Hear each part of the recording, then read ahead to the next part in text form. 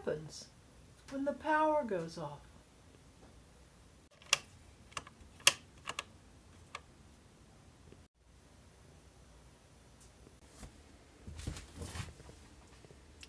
The refrigerator's not working. What happens when the power goes off and stays off permanently? I don't know if you've seen something about the Great Reset and what Klaus Schwab, who is the founder of the World Economic Forum that meets in Davos every year, I don't know if you've seen what he said about the Great Reset and how by 2030 they expect us all to own nothing, be happy about it, lease everything we need or rent everything we need, and we'll be able to just stay home and enjoy life and blah, blah, blah. Well, who owns everything if we don't own anything, okay? Somebody's going to own it all. But anyway, if you want to look at that, just do a search for Klaus Schwab, K-L-A-U-S, and or the World Economic Forum, and you'll pull up some information, probably some YouTube videos. I know Ice Age Farmer has done a real good video about that. The Amazing Polly on BitChute has done a video about Klaus. It's called Nobody Likes You, Klaus. But you can look up some of those and get yourself up to date on what the World Economic Forum has planned for us, the peons in the world. The problem is the globalists want to reset everything. So everybody's on the same playing field and nobody excels. The other thing that has come to pass this week, which this is the week before Christmas, and the government reported that there has been a major cyber attack against the United States that spanned 6 or 8 months at least, and they just found out about it, and it has compromised our nuclear arsenal, the Treasury, everything that's connected to the internet or the cloud, everything that uses computers has been compromised. So your water supply, your electrical supply, there are three, I believe there are three main components to the electric grid in the United States. You've got the eastern grid and the western grid, and then there's one in the central United States. But anyway, they know everything.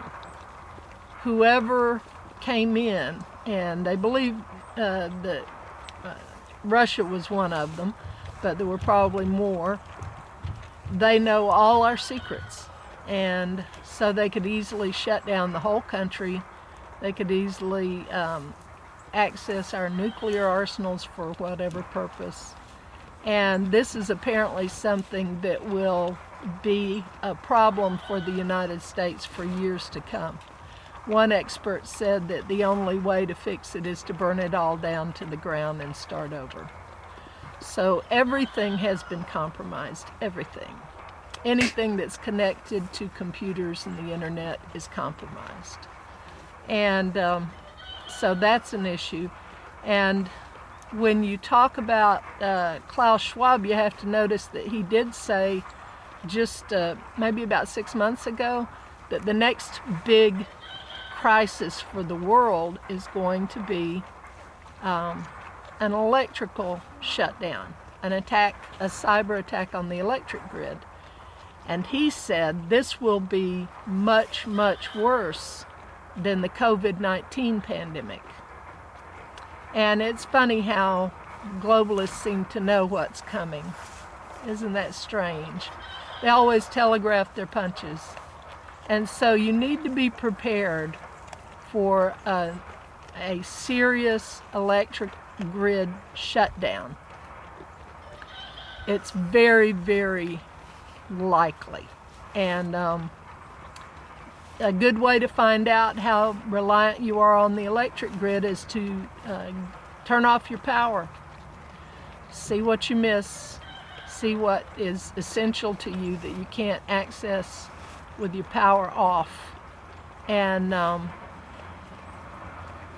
realize too you can't pump gas. You can't go to the gas station and pump gas because their pumps rely on electricity.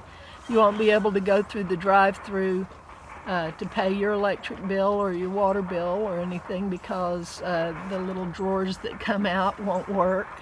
The electric doors at Walmart won't work.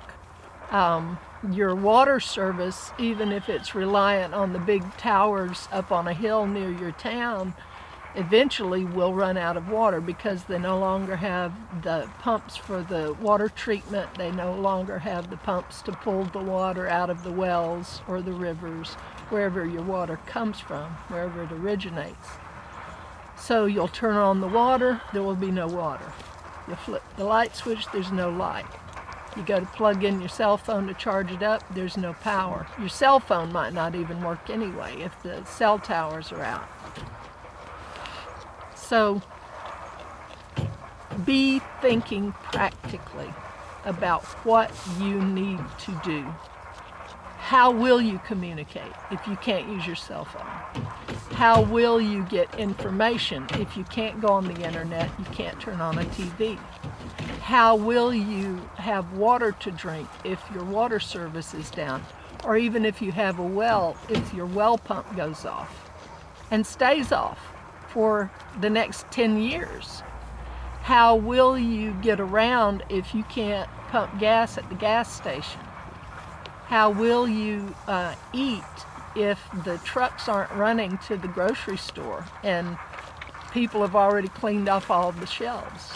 And I will say this, my daughter-in-law said that she noticed just recently a local grocery store that she likes to go to had put up signs limiting the number of purchases. So we're already facing a food shortage.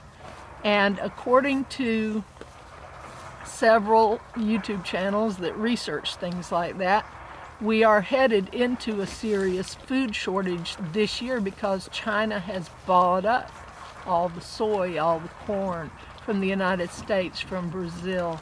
They're buying up the food. And whether it's because they have a lot of people that need to eat or because they're trying to weaken us through famine, I don't know. But I will say this, you better be ready to feed yourself in 2021 because there is going to be a serious food shortage. And then added to that, the government has printed more dollar bills this year than any other previous year. According to some online sources, 37% of all dollar bills that have ever been printed in history were printed in 2020. And that's not even counting all the digital currency that's floating around. And that sooner or later will come home to roost and we will have hyperinflation. So are you prepared to pay a day's wage for a loaf of bread?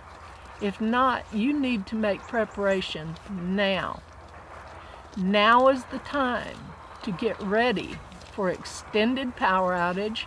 Now is the time to get ready for serious food shortages. And on top of all that, we still don't have an election settled for the President of the United States. What will happen when that is finally decided? And who will object to it and go on a rampage? That's a possibility too. So 2021 is shaping up to be worse than 2020. Just be ready for it. Just be ready for it. And we're headed into Christmas this week.